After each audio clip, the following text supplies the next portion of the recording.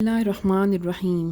تم پر گناہ نہیں کہ اگر تم طلاق دو عورتوں کو اس وقت جب کہ تم نے انہیں ہاتھ بھی نہ لگایا ہو اور نہ مقرر کیا ہو حق مہر، لیکن انہیں کچھ برتنے کے لیے دو، زندگی گزارنے کے لیے کچھ نہ کچھ ضرور دو، تھوڑا سا ساز و سامان، زیور، رقم یا تھوڑا سا مہر ادا کر دو۔ امیر آدمی جس کے پاس زندگی کی تمام آسائش ہے وہ اپنی حیثیت کے مطابق اس عورت کو دے، اور جو غریب اور تنگ دست آدمی ہے وہ اپنی حیثیت کے مطابق اس عورت کو دے۔ لازم ہے یہ دستور بھلائی کرنے والوں پر، نیکوکار لوگوں پر۔ اگر تم عورتوں کو بغیر شوئے طلاق دے دو، ان کے لیے کچھ مہر مقرر کر چکے تھے، تو اس میں سے اس کا آدھا حصہ دے دو بیوی کو۔ شوہر اپنی بیوی کو اس مہر میں سے آدھا حصہ دے دے، اور اگر اپنا حصہ بھی شوہر اسے دینا چاہے تو یہ پرہیزگاری کے زیادہ قریب ہوگا۔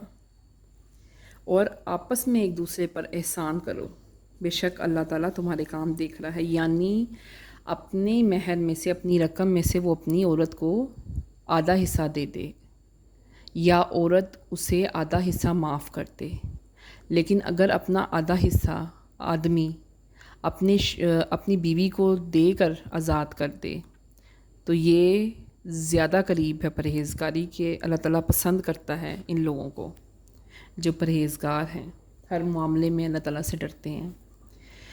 اب آگے ہے نماز کے بارے میں کہ اپنی سب نمازوں کی حفاظت کرو، خاص طور پر درمیانی نماز یعنی نماز عصر کی، اور اللہ تعالیٰ کے آگے کھڑے رہو ادب سے، جھکاؤ اس کے آگے سر۔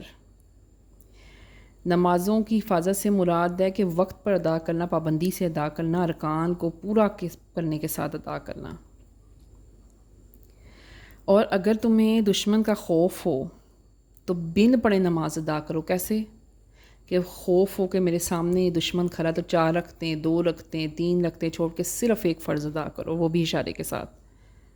اور جب اطمینان ہو جائے کہ بس اب ڈر چلا گیا ہے، تمام معاملات ٹھیک ہو گئے ہیں، تو پھر اللہ کو ویسے یاد کرو جس طرح اس نے تم پر فرض کیا ہے کہ مجھے ایسے یاد کرو، جو اس نے تمہیں سکھایا ہے۔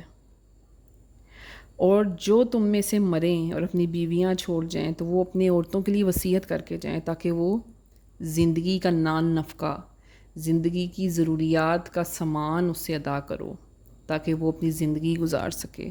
اگر وہ خود معاف کر کے نکل جائے، آزاد ہونا چاہے عدت کے بعد، تو اسے جانے دیا جائے، لیکن تب بھی اس کو کچھ اتنا سامان، نان نفقہ سامان کو کہا گیا ہے کہ دے دیا جائے تاکہ وہ اپنی زندگی گزار سکے۔ اور طلاق والیوں پہ بھی نان نفقہ فرض ہے، یعنی کہ کچھ سامان انہیں ادا کرنا تاکہ وہ اپنی زندگی دوبارہ چلا سکیں۔ یہ پرہیزگاروں پر اللہ نے یوں بیان کیا ہے۔ اللہ تعالیٰ فرماتے ہیں یہ میری آیتیں ہیں، یہ میں تم کو پڑھ کے سنا رہا ہوں نا، یہ تمہارے لیے میری آیتیں ہیں جو میں نے نازل